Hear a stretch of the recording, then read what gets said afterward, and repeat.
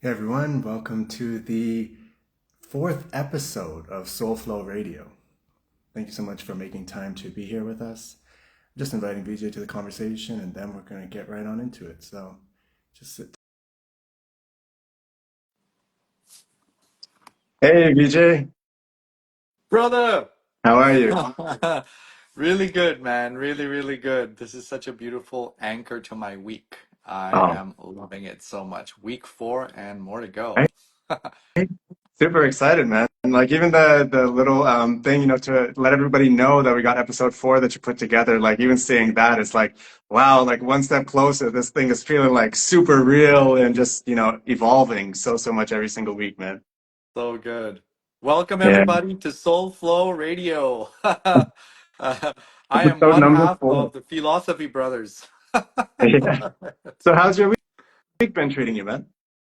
Really great. Was very tired over the weekend. Had a lot of things, like hosted kirtan at my place, and then yeah, just been doing a little bit of hosting. But yeah, really got some time to relax and settle in. Doing Yeah. good. Dealing with a septic tank issue at my house. The things. How Shit happens, about right? you? Yeah, yeah, shit definitely happens. How about Uh, you, brother? yeah, it's been a good week, man. I've really felt the energy of just everything lately, in the last couple days, just definitely feeling that. Definitely, emotions a little bit here and there, observing things, really reflecting on a lot of things from the past. Just some conversations I've been having been really, really interesting. Like, I actually got invited by my high school. There's an individual who graduated not too long ago. He put together like an alumni page and he started doing this podcast with alumni members from the school so that we could really share on like, Nice. what our experience in the real world is like and has been like since we left high school. So that was Wow. really, really, really interesting. So nice to be able to even reflect on your own journey from that perspective, right? And to share some information with the up and coming ones who are going to take the torch from us at some point. So it Mm. was really, really interesting. I was like, my soul was really full from doing that. So it's been a nice week. Beautiful. So you connected with some old high school friends? Like, did you get, or was it just one? No, Yeah. so the way he did it, he started this Instagram page so that the people who have graduated throughout the years can join it. He kind of seeks you out kind of thing. And then I just saw what he's been doing. He's been putting out podcasts and things like that with former alumni. So I said, hey, this is super impactful. I did see a couple familiar faces that I graduated with. So I'm like, hey, let's check out their Oh, episode, see what they've been up to, and let's all just, toss in our knowledge, right? I oh, think that's what we all hope for. Even, thinking back, some of the most impactful moments from high school were when people from the real world came in and talked to us about what their experience was like outside of a classroom, right? So yeah. that was really, really nice to be able to do that and be on the other end of it to support and empower the young minds. Beautiful. A couple weekends ago, I had the fortune of seeing a high school buddy of mine that I haven't seen in 30 years, like a long, long Yeah. time. I haven't seen him since high school, and then I saw him, and it was a very emotional thing. It's kind of like meeting your own child, like your own version of yourself when you were little, because those sort of things, like those neural sort of synapses started firing of those days. And it was a beautiful thing to see his face, and I saw in his eyes, I saw the same young boy, a Mm. teenager, but just around the eyes were the wrinkles and the grays and stuff. But it was really beautiful to see that the eyes don't age. Uh, Yeah, it was nice. that's Nice. amazing. Good, good. Yeah, man. So tell me, brother, what's up? What's alive for you? What's alive for me? Well, some of the questions that I'm really going to be tossing your way and seeking your input on are really things that I think are being reflected to us out in the just broader world, right? And I think they're giving us a really opportunity to dive into some things and consider them from new angles, different angles, so that we can really get to the heart of these things, right? So, are you cool with us sort of diving right in and me tossing my first question your way? Let's do it. Let's do it. Yes. All right. So, my first question for you, it kind of, I guess the big thing that's really drawn my attention to it is all the focus that's on this Diddy trial that's going on right now, Mm, right? And in case anyone hasn't really been paying attention, I haven't been like in depth there checking out every single article type of thing. It's really just what comes across my feed, if I'm being incredibly honest. But as I've seen these things, there are a lot of different things that get raised for me. For example, there's a lot of people in comments on these posts around, well, Cassie knew all these things were going on. Why didn't she try to escape?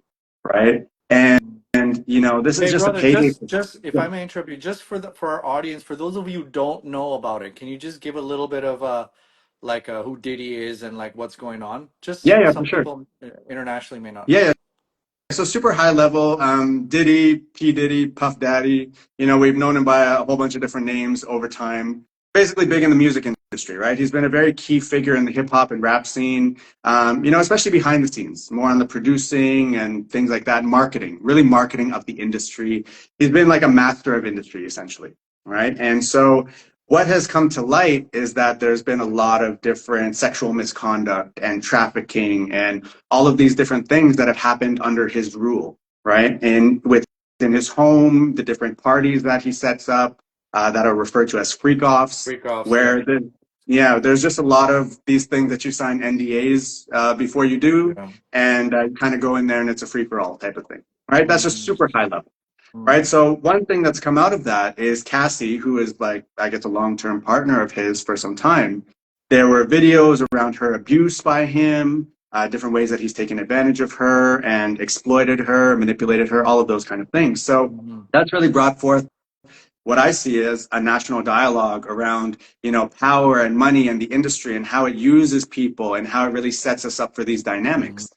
Now, another thing that really has come to light is the idea and how we view victims of these circumstances, right? And Mm-hmm. so what I've seen is that as much as there might be a little bit of compassion for, Cassie having been in this very abusive environment for a really long time, people are also saying, well, why didn't you leave?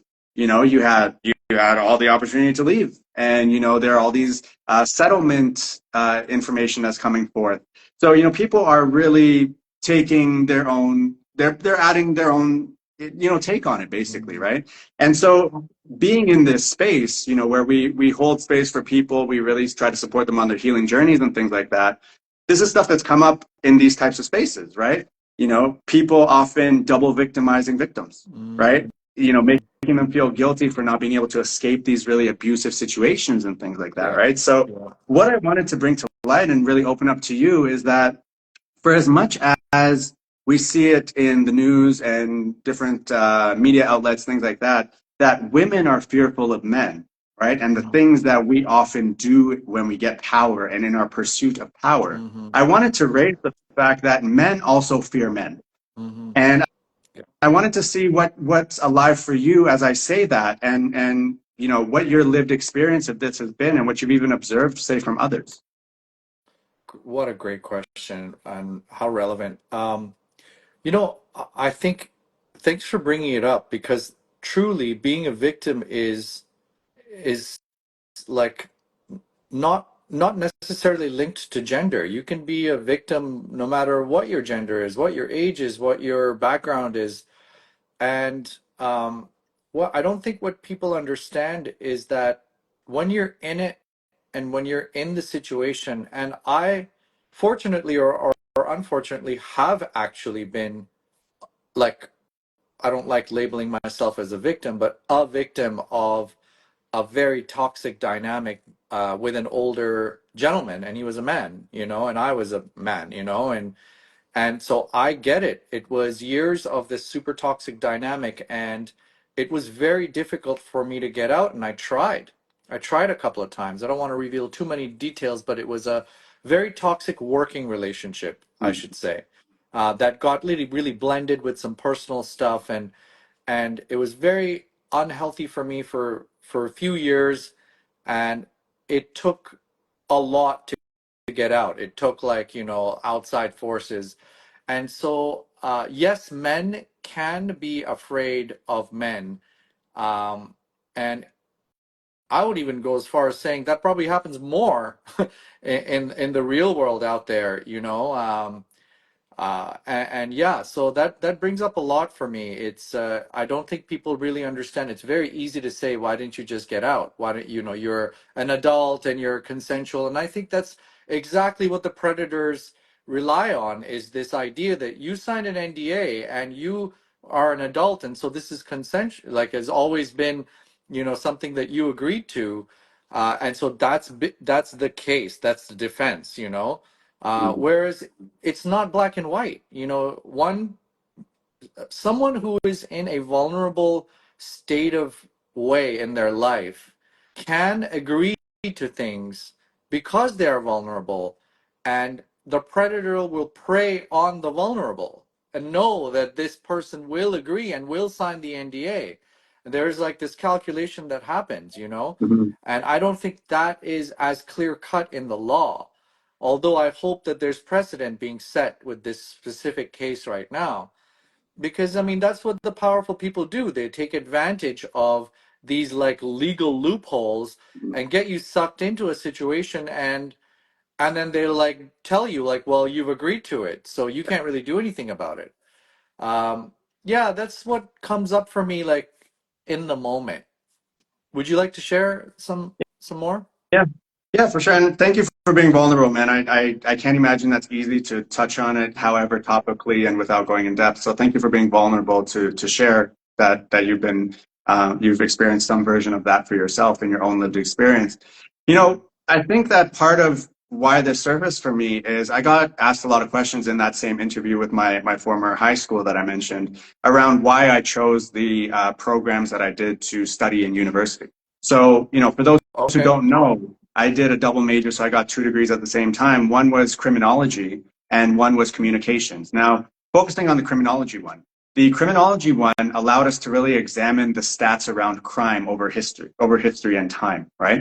So what we got to do, and the professors were very vocal about this, they were telling us, like, look, these are the stats of what actually happens in the real world, and this is at odds with what the media tells you the actual statistics are, right? So that in itself made me sit back and wonder, okay, so what we're being fed over there, although we feel like it would be in the realm of news, it's still in the realm of what's most marketable, right? So Mm. oftentimes when it comes to talking about abuse and all of these things, I would see it very much framed from the perspective of a man perpetrating this against a woman, right? But as I started to independently think for myself and do my own research and things like that, I started to also see these loopholes and different ways, these inbred almost codes of silence that happen due to shame and fear of what's going to happen to us if we ever bring what happened to us to light. Yeah, That yeah. keeps us trapped. And I see that in a huge way if we consider, for example, the church setting, right? We hear a lot of people who come out of the church setting who young boys, Mhm. right? It's not Mhm. young girls that you hear about most often. I'm not denying that they're also not the victims, but what I'm saying is oftentimes we're hearing from these young boys who were, but they had horrific things done to them as they were young boys, right? And then there's this code of silence. There's all these ideas of using certain titles to almost make you feel honored that this happened to you, Mhm. right? And the different Yeah. ways that we're manipulated so that we stay quiet about it, right? Like the fact that there's oftentimes like we as men, we think about our strength and all these things that we need to be in the world and whatnot. And when we are overpowered by something, right, then at that point we feel like we've lost control. We're no longer strong. We're no longer men, all of these things, Mm. right? So as I see it, as we hear more and more about, men in the music industry who have had these advances made on them or these crimes actually committed against them, Mhm. to me, what this looks like is a huge power play by Yeah. some Yeah. men who are in a certain position. It's like, well, if I do this to you, what else do you Mm. have, right? The Mm. act of what they're doing, although it's sexual and it's based on predatory things and all this and that, it almost undermines a man and what he imagines his role in life to be, right? Mm. Like something that we examined also in criminology was around why there's, men and women view sex and whatnot differently, right? Like men are often, they consider themselves the penetrator, right? Mm. And a woman is penetrated in that act of sexual coming together, right? So when a man has that inbred sort of idea around himself violated, now he is penetrated, Mm. right? He loses all of these sort of senses of identity in himself and he gets incredibly Mm. confused, right? Mm. Now, of course, one way that he can go is he can really try to numb his pain and, might off himself and really lean into different self-harming behavior, Mhm. right? Others is he himself might become the very thing that perpetrated against him to somebody Mm, else because of that pain and fear and all of those things that happen that are unresolved and he has no safe space to go to. So mm, I think it's just wow. something that we need to talk about, and we need to almost examine power and all of these things and have an actual dialogue within our ecosystems. I'm not saying that everyone's going to want to jump on a podcast and talk about their experiences or things like that, but I think that we need to be a little bit more proactive in acknowledging that these things have Mm, happened and what the mm, lingering impacts of not addressing them and trying to work to resolve them are. Right. So whether that's mm, finding a couple of our guy friends, say, for example, and say, hey, look, I just want to be open and vulnerable with you guys. This happened to me. Right. mm, And, we help to get one another on a page of healing. Right. Because in mm, all likelihood, this is one of those things where it's like the moment one guy says it, he almost feels like he has permission to now share his experience. And this is a mm. far more common experience than I think we're led to believe. And this happens for men and women, right? We're afraid to share sometimes. Wow. Right. But when we share, we almost take away a bit of the power that that thing has over us, and we can start to actually dissect it. Right. Mm, And then do something with that. So that's what's alive for me. mm. Thank you. I didn't know, by the way, about your degree in criminology. I did know the communications. Very fascinating, man. And thanks for shedding light on this extra layer of reality where, the narrative of the man and the penetration, the penetrator versus the penetrated.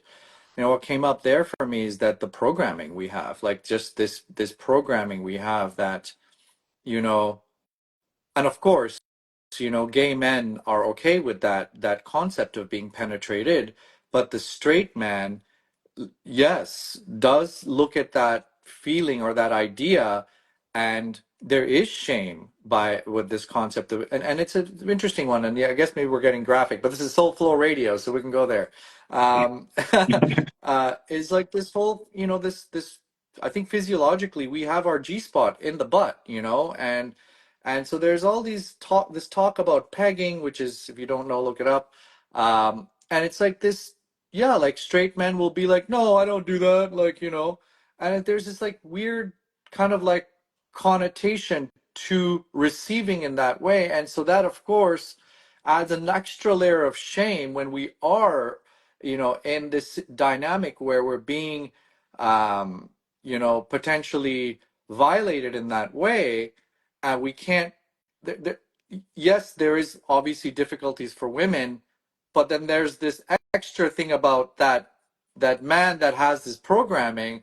Not only is there that shame, there's this added extra shame that I actually got penetrated, and so I can't even say it even more. Um, and it's one of those things. The predators will know this, and they'll be like, and I don't know. I mean, there's talk of Justin Bieber being one of the Yep. victims. We don't know, but yeah, it's a really fascinating kind of like extra layer or angle to consider. And yes, I agree, we need more conversation around this stuff and more awareness. And the fascinating this idea that the stats that the media shoots out is very different from the actual stats out there. Um, like whatever sells more, Exactly. Yeah. so yeah, I'm fortunate that we get to talk more. And whoever's listening, to if there's a man out there or a woman, doesn't matter, that wants to share their experience and wants to share their aspect of this all, please share, absolutely, this is a thing. Hi, Steph's just logged on. Thanks, Dan. And yeah, it's a pleasure. This is such a great opportunity to bring these kinds of things up. And Josh, I'm so grateful for you to have that sort of level of awareness and knowledge, and education on it all. Thank you, bro. Well, thank you for making it safe, for me to feel like I could actually bring this out, right? So that's kudos to you as well. And thank you for sharing once again. So, that was my first question. I do have more, but I'd love to kick it over to you and Yeah. see, what's the first one that's kind of on your heart for us to talk about today. Sure, yeah. Switching gears a little bit, for those of you who are just signing on for the first time, we don't know the questions we'll ask each other. It's just like in the moment. I didn't know Josh was going to ask me about that, and he doesn't know what I'm about to ask him. So, what's been happening lately a lot is conversations with a lot of people who are struggling financially. I also offer some one-on-one coaching, and this is something that comes up a lot: is that I'm worried. I just, turned into like I just got my yoga teacher training or whatever it is that they're doing. I just lost my job and I want to follow my dreams and I'm like, struggling. I think we're all sort of somewhat in some place in it, you know. Um, and in the spiritual community, we call in abundance. Use that word, abundance. I'm calling in abundance. I do some Joe Dispenza meditations and it's like the abundance, you're vibrating abundance. And without sort of revealing my thoughts on it all, I wanted to ask you first, and then I'll share my thoughts. What does abundance mean to you? When you think of the word abundance or feel into that word, what comes up? What does abundance mean to you? I think it's a great question. And I think that my answer is that it's evolved over time. Had you spoken to me a few years back and said, and abundance was the first thing that comes to mind, it would be money, right? It would be what's in my account, what am I making per session or week every time I get paid, what's that number? I think that's where immediately where my mind would go. But I think like a lot of people, like as you're sharing, I too find so many people in this predicament as well, right? They're very strapped and they don't have money for the basics. And it really plays with your mind a lot because a lot of us have worked incredibly hard to get to the positions we're in. We're making stupid amounts of money that should be enough for ourselves and a stunt double, but it's still not making ends meet, right? We're still Mhm. having to do these things that we imagine like one or two generations ago they had to do just to get by. So for me, as I've evolved over time, I've started to detach myself from the number because the math wasn't mathing, right? It's Mhm. like, if I am bringing this in, there is no reason I should be in this situation, right? But I am in this situation. So I need to detach my feeling that freedom is tied to this number. And so what abundance started meaning to me is all of the things that actually make me feel happy and alive, Mhm. right? So abundance can be the people who are in my ecosystem, the people who I feel safe Mhm. to talk to, the good relationships I have. The abundance comes from a state of gratitude and just remembering that there's so much to be grateful for as much as we might feel like we're lacking something, Mhm. right? Lack mindset is something that comes up often in the spiritual community, right? Where we talk, it's basically saying, well, if you're just talking about all the things that you don't have, then you're just going to keep not having, Mhm. right? So why don't we acknowledge what we do have and live from that place of gratitude? Mhm. Not to say that we can't aspire for more and all that kind of thing, Mhm. but being unattached to it looking the way we might set out for it to look, right? So Mhm. abundance to me now is time, it's energy, Mhm. it's having Mhm. resources to pursue what actually sets my soul on fire, aligning myself with my purpose. Yeah. That to me is abundance, right? It's Mhm. not money anymore. It's like, sure, you have adult responsibilities. Part of the human experience is that we need to make money to pay some bills to whatever, right? We Mhm. all get that part. But to me, I don't rest my abundance in the title that I'm going to get at work when I get promoted for doing such a great job. I don't tie it to now my bonus looks like this because all of that disappears really quickly, right? And so Mhm. for me, it really had to be about far more than that. It's the quality of relationships I have, Mhm. the gratitude I feel for my partner every day, the fact that she could have been anywhere in the world, but she's here with me, right? And she Wow. chose me, Yeah. right? She chose to partner herself with me. It's not that I Mhm. complete her, but she chooses to partner with me, right? People seeing my value because I see my value, right? That's my abundance, my Mhm. healing and myself feeling worthy that all of these things are things that are within my reach if I want to go for them. That to Mhm. me is abundance. It was Mhm. really about, it kind of ties back into self mastery, which is what I'm all about, right? Like remembering that it's about within, right? No matter Mhm. how much, like someone could drop 250 mil on your table right now, I'm sure you're going to blow that and you might end up in debt somehow, right? And be Mhm. like, how the hell did that happen, Mhm. right? But, true abundance is not something that can be taken away that way, right? It's really Mhm. about a connection that you have with yourself and faith in yourself Mhm. and just feeling good about the things that you allow to be within your sphere of lived experience. That's kind of how I feel about it. Love it. Absolutely love it. I love you and Suki so much. Yeah, time and energy. Um, that really stood out. Abundance to you is time and energy, um, yeah. Okay. Steph, we are also fully abundant to know you. She Yeah. said some sweet things that. Um, How about for you? me, we talked about words a couple of episodes ago, and the energy and the intention and meaning behind the words. And so what comes up for me a lot is a slightly different take in that I want to like okay, I'll just share this. So Kobe many years ago shared this sort of thought. Kobe's our beautiful friend and teacher that helps co-host our retreats in Guatemala with Steph and I.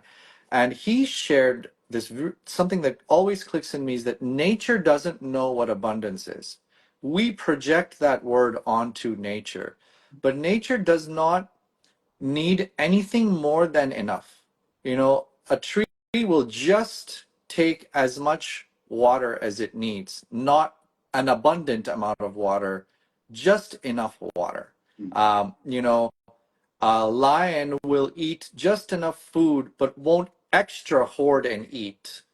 A lion will just eat the exact amount of food that he or she needs, right?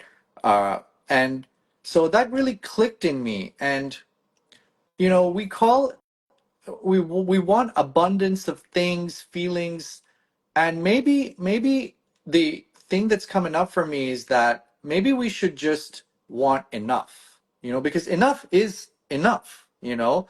And so that's the thing about like someone throws down $250 million on my table, which by the way I will gladly take. But if that happens, then it's up to me if whether I choose to get more than I need or just enough, right? That's the thing is like I could have four cars in my garage, or I could have just the one that gets me from A to B, you know? The four cars maybe is like the thing of abundance, and the one car that gets me from A to B is, oh, it's just enough. You just have one car, you know? Well, that's all I need, you know? And it's getting me places, etc., right? So I almost want to like suggest that abundance can even be negative.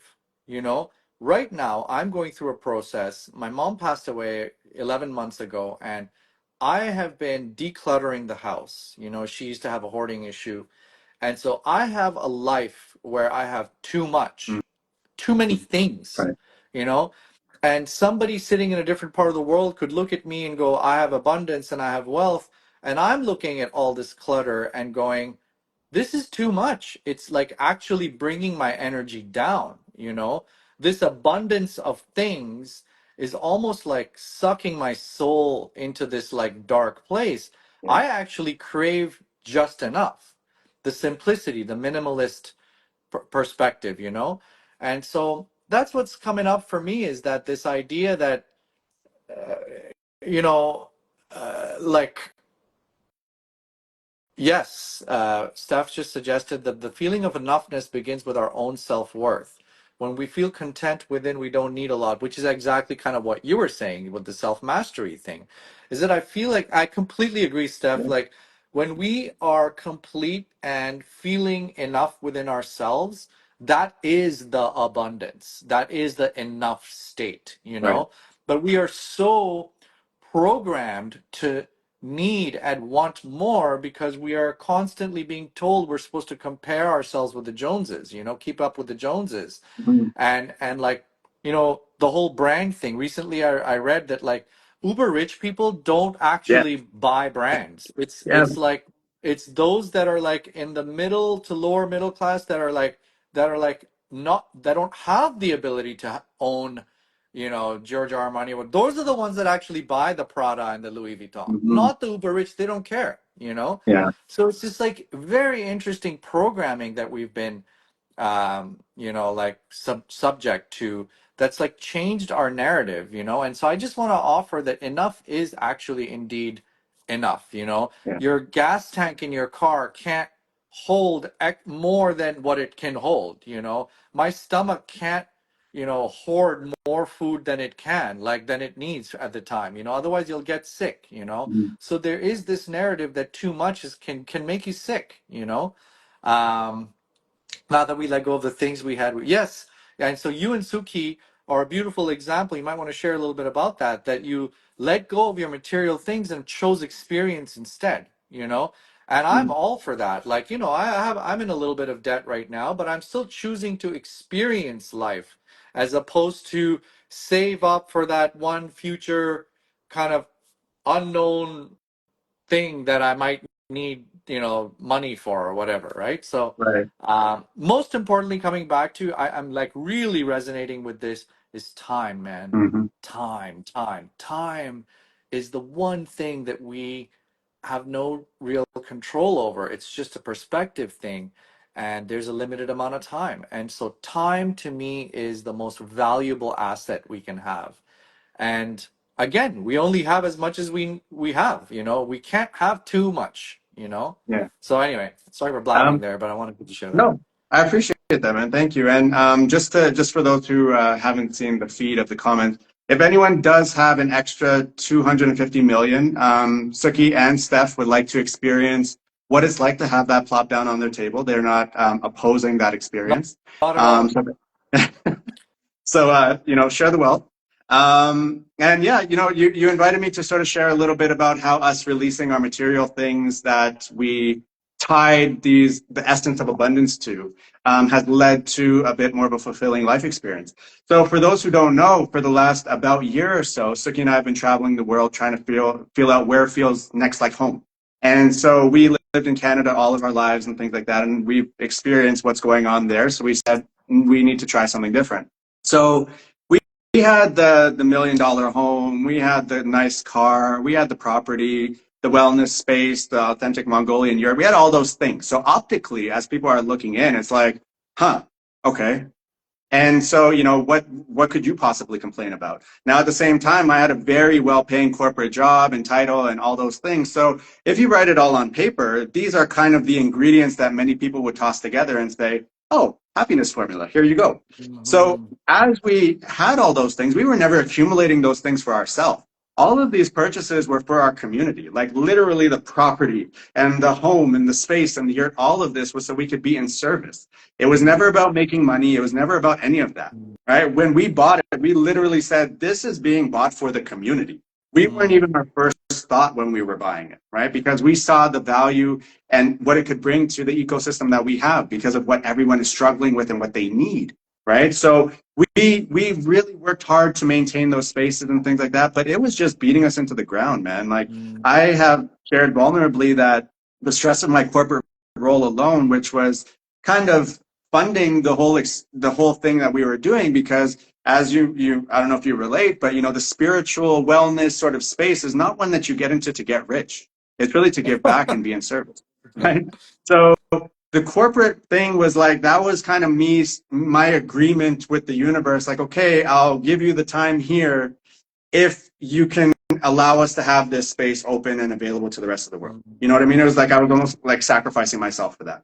And Mhm. so I would wake up, I'd set my alarm for 7, and my body would wake me up at 5 a.m. with my chest like it was beating so fast. I literally thought I was having a heart attack every morning.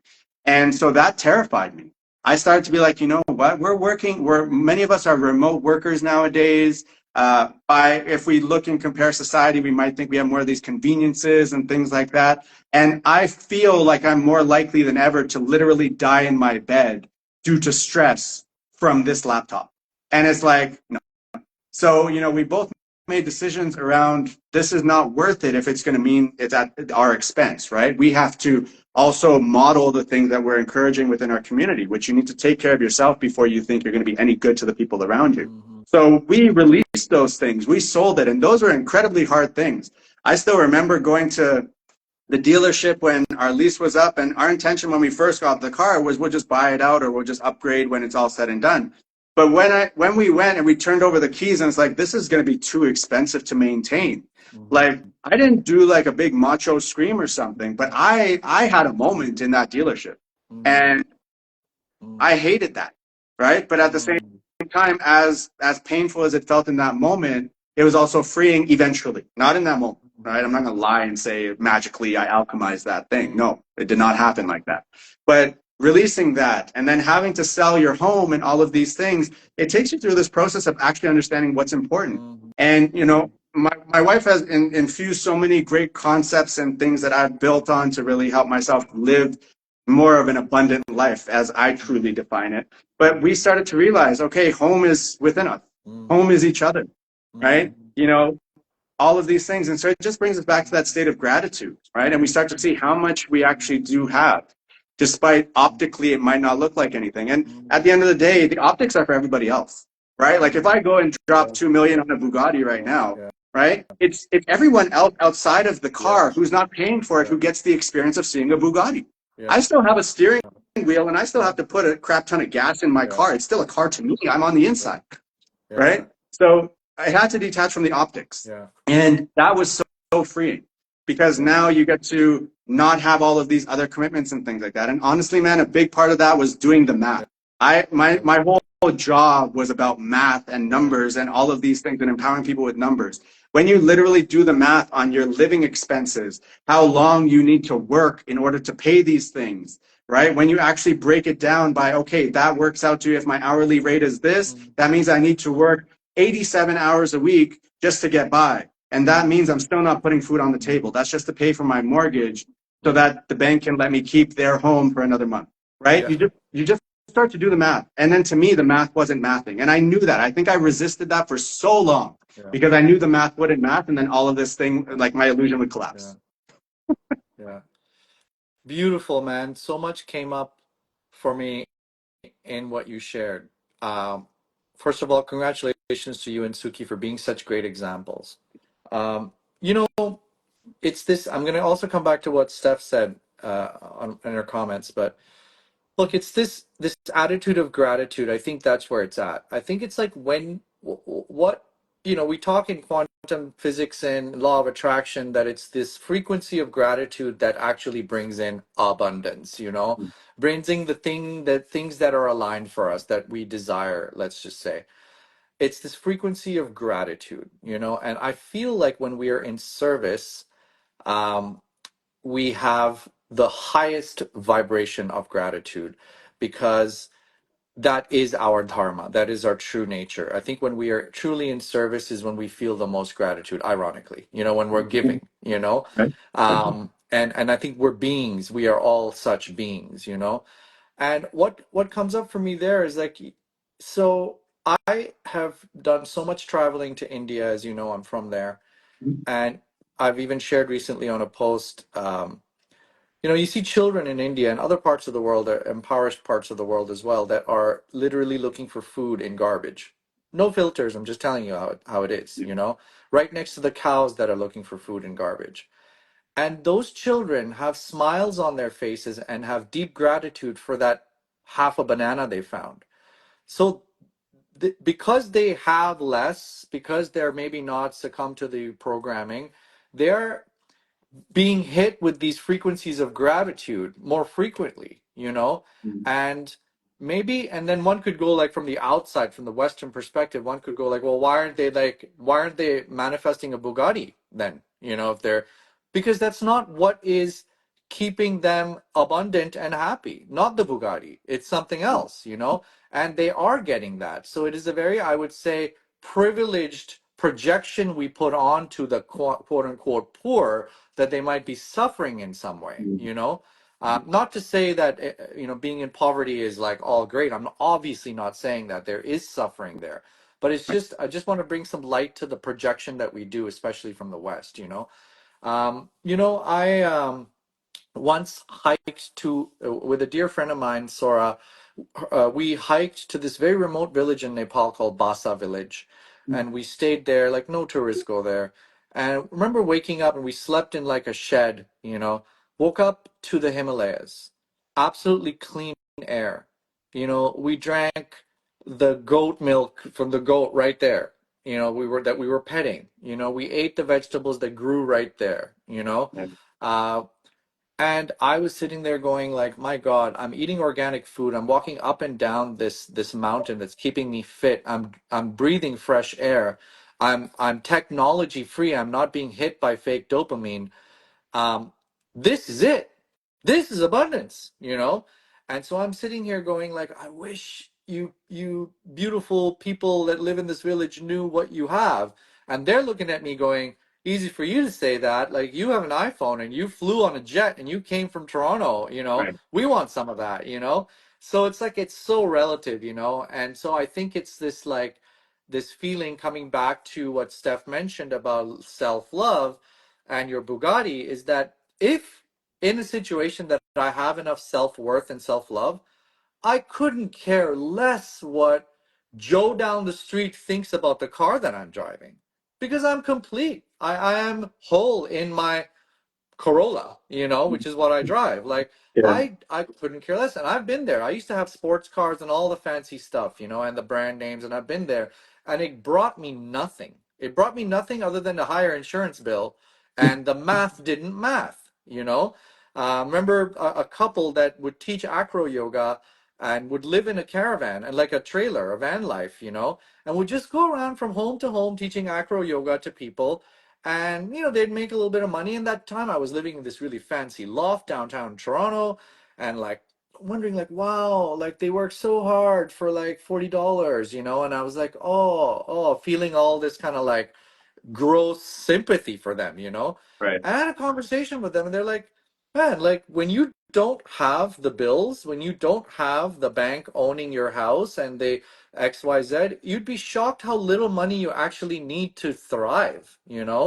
And that's the whole concept of the van life thing anyway. It's like go out and live in the world, which is your actual home, not which Right. is kind of what you and Suki are doing, not an area code or not like one postal code. And so I just like all of that stuff came up, and I think it just comes down to maybe the abundance that we're seeking is this frequency of gratitude. Like what can we do in our lives to have as much of that frequency of feeling deep, deep gratitude? Yeah. I think that's what it comes down to. I love that. And you touched quite a bit on the concept of enough, right? And I think that one thing that gets us a little bit caught for longer than we than serves us best is in the way we try to determine enough is we use other people's metrics rather than our own. And Yeah. so I would really encourage everyone who's catching this episode at any point to really give yourself that question. What is enough? What does it mean to me? Forget everybody else, because it's not meant to be a scale that's a comparison. It's really about you and what you want your lived experience to Mm, be. So, that was also there for me, man. But mm. I think that was really great, and I hope that people find value in us having shared on that, Yeah. because, like you said, I think a lot of people do find themselves in a very similar situation and are kind of trying to figure out what is my not escape plan, but what's my empowerment plan to align myself in a more fulfilling timeline. Mm-hmm. So Love it. Yeah. Just like to close on that, just if it's okay, for just sure. bring it back to the very first thing about the people that have come up to me and expressed this concern about making a living.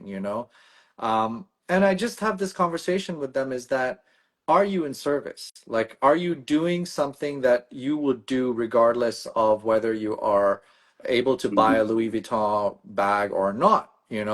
And if your answer is no, I will only do this, then you're not, maybe not, I would invite you to like relook at that. And if you are, and when you are diving into being in service, it is this practice, is very difficult practice of letting go of the result. That detachment and letting go is the very thing that will bring the enough, Mhm. bring that frequency of gratitude, because you will know deep down inside, I'm not doing this for the result. I'm doing this because I bloody love what I'm Right. doing. I love creating. And the universe, I promise you, the universe will conspire to make sure that you keep vibing at that gratitude frequency. That's what the universe is designed to do. So if and when you are vibing at the frequency of gratitude, keep doing it and trust that the universe is on your side. You are the universe. Yeah. What a great message. Thank you, man. Thank you too, dude. Yeah. Yeah, you have something else you want to bring up? Yeah, so the second question that I have for you today, it's really about something that I think a lot of us are using more and more often, which is actually ChatGPT. Now, when it all first sort of came out there and everyone started using it, like me, as a writer and author, it really irked my soul, if I'm being very honest, right? Because I feel that the way we write communicates so much about our soul, just in the way we order the words and the maybe the mistakes that we make as we're trying to put these things together. There's so many cues about a person you can pick up as they are writing something, right? In their truest form, whatever their skill level is, right? So ChatGPT, I know a lot of people, students, all this kind of stuff. Now it's kind of just a reflex. Okay, cool. I'm going to go input my prompts. It's going to spit out what I need. I'm going to put my name on it. Here we go. Now, that to me, it's like I've evolved in that, and I see that you can use it to make efficiency, say, within your business or in your life, right? Not everything needs to be necessarily this super vulnerable expression of your soul at all times, right? There are certain processes that can be helped out by that, and it's not really doing any harm to that get to know you type of thing that I'm talking about. But what I have seen, and it's come up a lot in conversation, is that ChatGPT is now being used as people's therapists. And now I see this as, okay, good. They have a resource that they can now go to ask some of these questions, try and get a little insight into what it is they're dealing with. But I have a lot of um, suspicion, if you will, about like, look at us. We're all in incredibly tight financial situations. If you're in Ontario, it's going to be like a year and a half to 2 years until you see a therapist from the government. Right. And I know this because I was in group insurance for over a decade. So I could see all the claims that people are making. I talk to these clients who are frustrated about these things, all of that. Right. So we've been set up in the system. So now we don't even have the resources to achieve this human help and human insight and intervention. So now we're left with online resources, right? And so I see online resources as a component of the healing. They can support, it's a tool. But now I feel it's becoming more the be all and end all for people. And I find that to be incredibly dangerous. And I think that there's a lot of different things that we open ourselves up to as individuals, humans, our ecosystems, as a species, if this is what we're doing.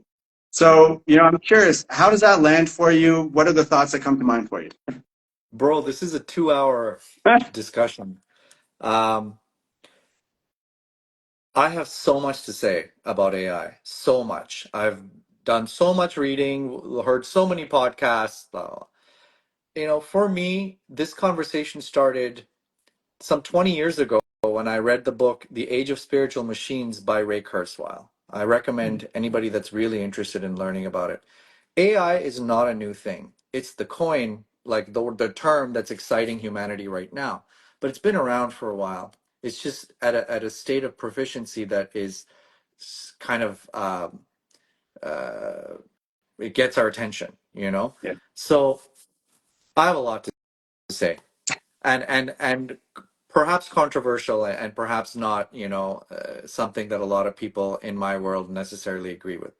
Like, first of all, let me say what I don't like about it. I don't like the fact that it uses up so much energy and heat and water. It's really not great for the environment. Every single time we do a prompt on ChatGPT, we are, we're using a lot of water and heat to keep the servers cool. So there is that reality. Keeping that, and I'm an environmentalist, and so this is something that is I cannot ignore. Okay. Now, coming to your first bit, and I'll come to therapy in a second. Your first bit about creative writing, and do we need to be authentic in our writing? Look, man, we're evolving. Okay, what when I say we, what do I mean? I don't mean the human physical body. I mean consciousness. What we actually are. We are the universe experiencing humanity. That is on a story. That thing is on a story, and we're evolving, and we are most likely consciousness existed before we did, I believe, and will continue to exist after our physical human form will vanish from the universe. There is a cosmic intelligence that will continue. This is their story. It is not our story. Okay? That's one thing that I want to say is let's not humanize this. This evolution of AI is the story of consciousness evolving. Okay? Eventually consciousness is not going to need a body that requires oxygen and blood and food and nourishment. It will evolve from the need of our physical body and go into the stars. And I'm actually involved in projects that are somewhat linked to this. I can talk about that later if you want. So for me, it's a part of evolution. When the calculator came out, before it came out, I used to do long form division. Okay. And the moment it came out, there was an uproar. Now children are not going to be able to do long form division and going to be relying on calculators to do quick, and they're not going to actually understand what division is. Well, I still understand what division is. And I'm pretty sure that that children that are taught with a calculator understand what division is if the teaching is done correctly. Now, what happened is my brain, instead of its resources going into the long division, was now available. There were sectors of my brain that were now available to expand even more and go to other realms that I did not know about. Yeah. Instead of focusing 10 minutes on one long thing, I did it quickly, and now my brain capacity was available to actually maybe understand some more deeper math problems. Yeah. Okay, that's one example. Mhm. Now, when it comes to creative writing, um, maybe the truth is that our creativity, it needs to evolve to something else. And if something can help me write an essay on something, I'm still prompting it, still has the essence of what I want to say, but it's just doing that, like that rudimentary comprehension piece for me. My brain is now all of a sudden available for creating in ways that we haven't imagined yet. And Mhm. that's the thing, that unknown, how our brain can imagine further things. We only use a few percent of our brain capacity, you know. Uh, who knows what that will do? Maybe that will cure cancer. Maybe that will help us actually figure out the environmental issue. Maybe that will, help us create a kind of plastic that just dissolves, into thin air, Who knows? We don't know that. And so I like the idea, I like to choose the idea that this is an advent in our consciousness's story that Mhm. is actually doing a greater good for all of existence and all of consciousness. Therapy, okay? I have used ChatGPT. I'm not going to call it as a therapist, but as a therapist. Okay, and I'll come to that in a second.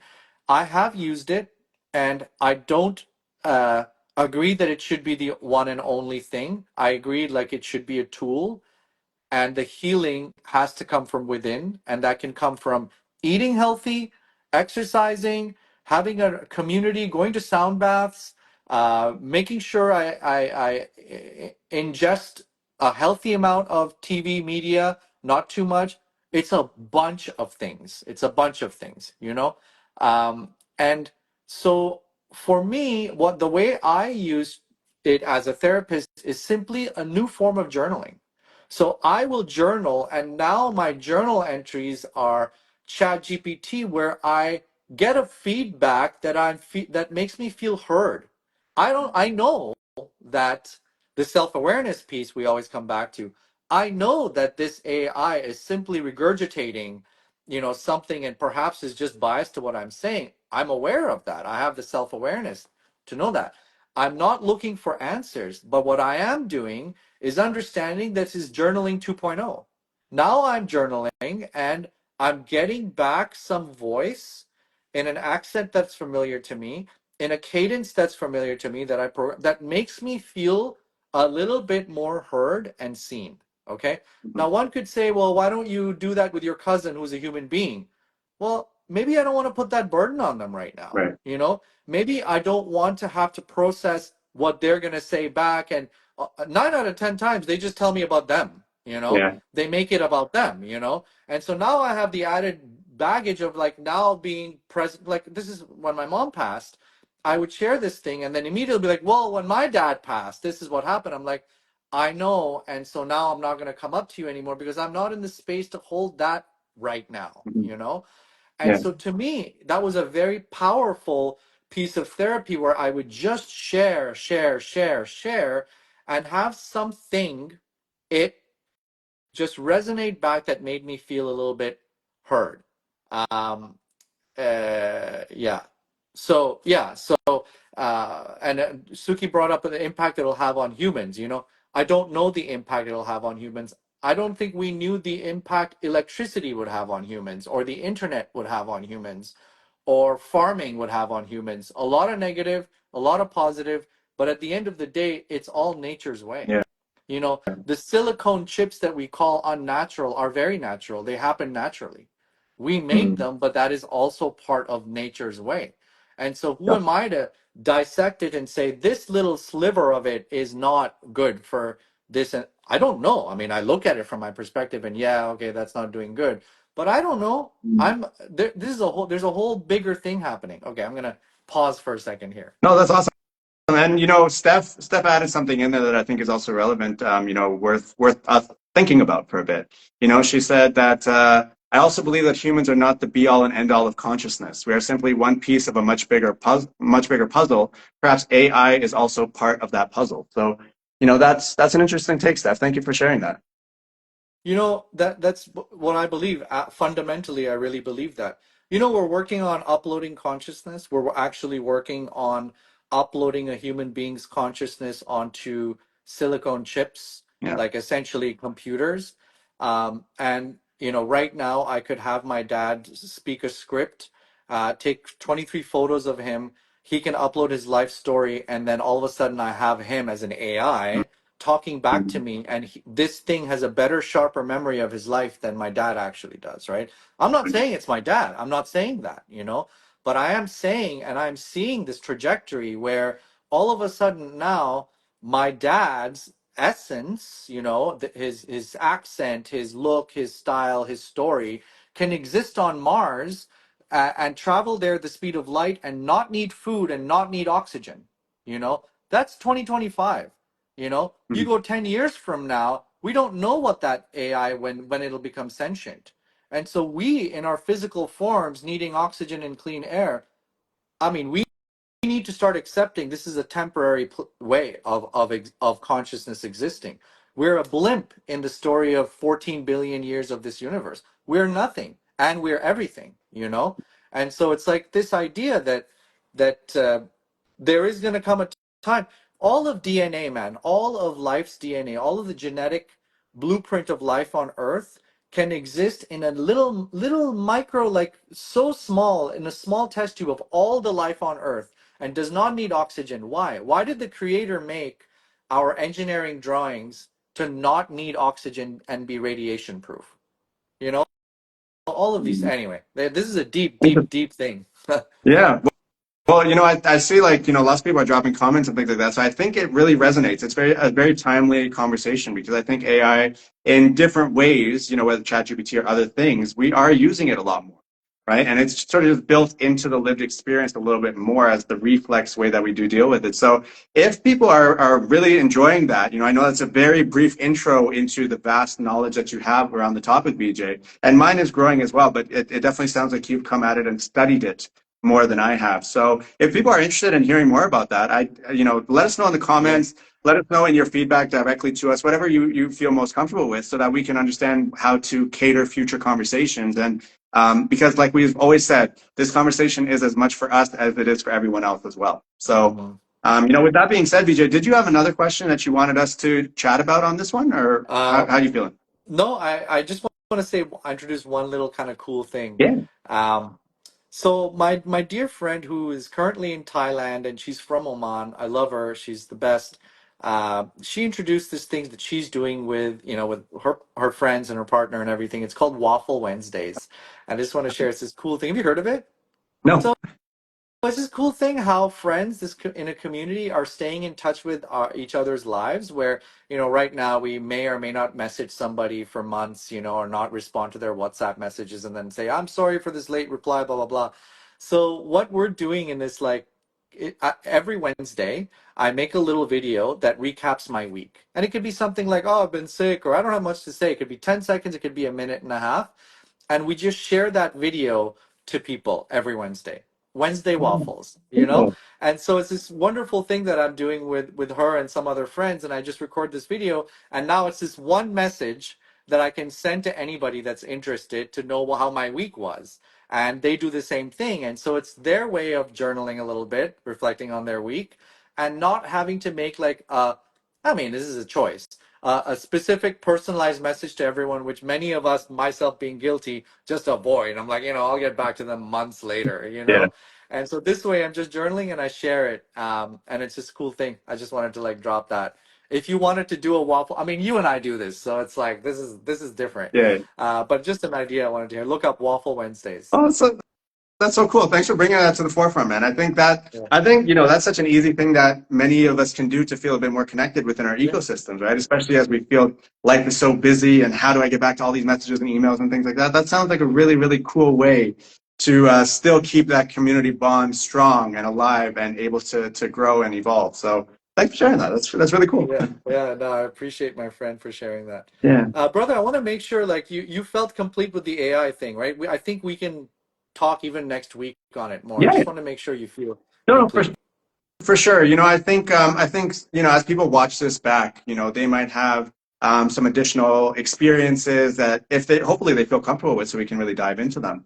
But just understanding how they feel after that interaction. Say people who have had the traditional setting where they have someone who they go to and talk to. Not, it doesn't have to be traditional therapy. It can be alternative and holistic measures like, how we offer, counseling and Reiki sessions, all these different kinds of ways that you can engage in talking Mm, about what's going on, say, and healing, mm, right? It's not just one way to do it. But I'm just so curious for those of us who have sort of come up in an age where this is now becoming a relatively new norm, mhm, how we feel about our experience, how fulfilling it is. Does it do the trick, right? Do we still feel we need more than that? Or do we feel hyper complete in what ChatGPT or whatever else can give us back, right? That's really what I want to know. That's what I'm curious about because I have never used one of these types mm, of models for help in that way. I use it more to understand certain concepts and things like that, but never as a give me feedback, support me, provide me with tools to grow and evolve kind of thing. I've never used it in that way. So I'm just super curious for those mm,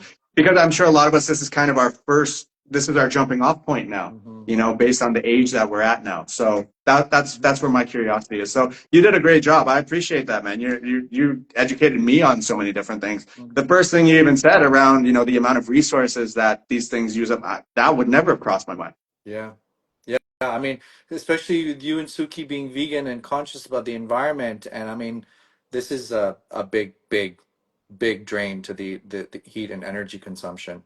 But it'll evolve, that will evolve as well. Um, Definitely. wow, super cool. Yeah. So do you feel Yeah. complete in this Yeah, man. episode? I Yeah. do. I do. I feel this was so great. And man, this is just getting better and better. And I can't, It is. everybody, next week, next Thursday, 12 p.m. Eastern, we'll be here. Yes, we will. Episode 5 coming to you. Yeah, exactly. So as Exactly. usual, what we're going to do is we are going to share the live recording of this conversation. We're going to be posting that a little bit later today, probably around 5 p.m. Eastern time. And then that way, everyone who didn't get to tune in live, you can have an opportunity to catch it back. We would really appreciate, thank you, Steph. We love Love you so much too. you. Um, we'd really appreciate if you feel that there's some people within your own ecosystem who would really benefit from tuning into this conversation. Hit that share button, send it their way. We're going out of our way to ask you. One of the things we talked about is we need to ask for what it is that we We're want, right? prompting you. We're prompting you, right? So we'd really appreciate if you can hit that share button, toss it up on your story, even if you bring this up as a conversation you have when you're sitting with a meal with some of your loved ones, right? The whole point is for us to just really evolve and open up to more of these conversations because a lot of us have a lot of thoughts, Mhm. but we might not have a space or feel that our topics are worth discussing in a bigger setting. So we just want to open up the dialogue and just help everyone to feel a bit more connected, less alone, and understand more of the resources that are out there to empower them. And Mhm. as always, if there's certain topics that you really want to see two brown guys talk about, let us know. Drop those in comments. Send us some DMs. Right? This is us showing up for ourselves the way that we really wish we had an example of seeing this ourselves as we were growing up. So to crack these things open, you might not feel comfortable necessarily joining the live or leaving that comment for everyone else to see. Hit us up in the DM, right? Because we really want to tackle these things. We have a lot that we feel from our lived experience, but we're just, we're a drop in the bucket. So we want to make sure everyone feels themselves seen, heard, and within this podcast itself. So anything you want to say to close out, my friend? Beautifully said. I'm pretty sure next week we're gonna have our logo, so stay tuned for that. Yeah. No promises, but we're working on it. Thank you, everybody. Love you all so, so much. Yeah. Thank you, everyone. Till next Okay. time.